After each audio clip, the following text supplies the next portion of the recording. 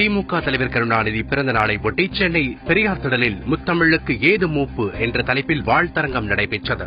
இதில் திராவிடர் கழக தலைவர் வீரமணி, சுப வீரபாண்டியன், நக்கீரன் கோபால், கவிஞர் ப. விஜய், பர்வீன் சுல்தான், எழிலரசி ஆகியோர் பங்கேற்று உரையாற்றினர்.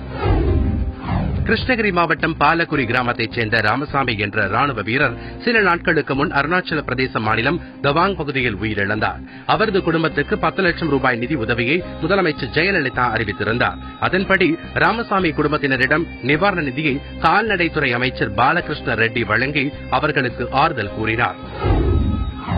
விவசாயிகள் உற்பத்தி செய்யும் பாலை முழுமையாக கொள்முதல் செய்ய அரசு நடவடிக்கை எடுக்க வேண்டும் என நாமக்கல் பால் உற்பத்தியாளர்கள் வேண்டுகோள் விடுத்துள்ளனர்.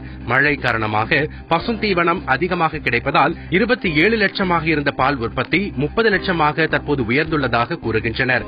மேலும் பாலுக்கான கொள்முதல் விலையை தாமதமின்றி வழங்க வேண்டும் எனவும் பால் உற்பத்தியாளர்கள் கேட்டுக் கொண்டுள்ளனர்.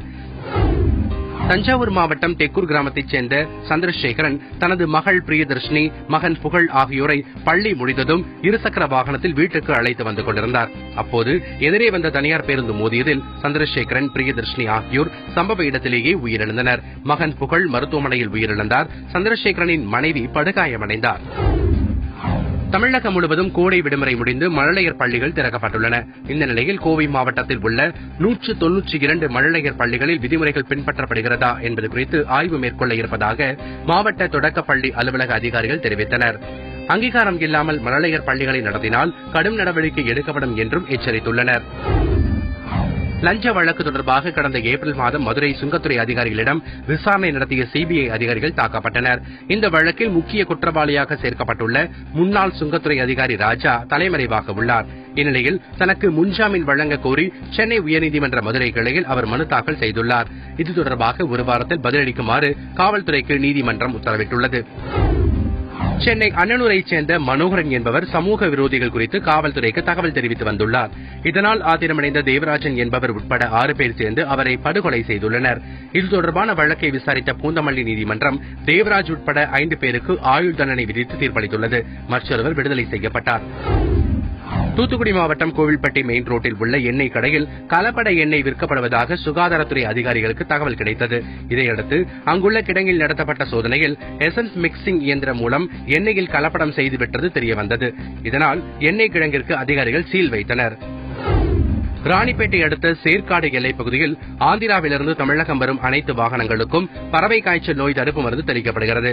வேலூர் மண்டல கால்நடை பராமரிப்புத்துறை சார்பாக மேற்கொள்ளப்படும் இந்த பணியை கால்நடைத்துறை அதிகாரிகளும் காவல்துறையினரும் ஆய்வு செய்கின்றனர். கிருஷ்ணகிரி மாவட்டம் ஹோசூர் அருகே வனப்பகுதியில் நடந்து சென்ற பசப்பா என்ற முதியவரை காட்டு யானை தாக்கியது. கால் முறிந்த அவரை உறவினர்கள் மீட்டு தேன்கனிக்கோட்டை அரசு மருத்துவமனையில் அனுமதித்துள்ளனர். காட்டு யானைகள் நடமாட்டத்தை தடுக்க வனத்துறையினர் நடவடிக்கை எடுக்க வேண்டும் என்று அப்பகுதி மக்கள் கோரிக்கை விடுத்துள்ளனர். நாகை மாவட்டம் சீர்காழியில் ஏலச்சீட்டு நடத்தி வந்த கலைச்செல்வன் என்பவர் அப்பகுதியில் உள்ளவர்களிடம் சுமார் 3 கோடி ரூபாய் வசூல் செய்துள்ளார். இந்நிலையில் அவர் திடீரென மாயமாகிவிட்டதால் பாதிக்கப்பட்டவர்கள் தங்களது பணத்தை மீட்டுத் தரக் கோரி நாகை காவல்துறை கண்காணிப்பாளரிடம் புகார் தெரிவித்துள்ளனர்.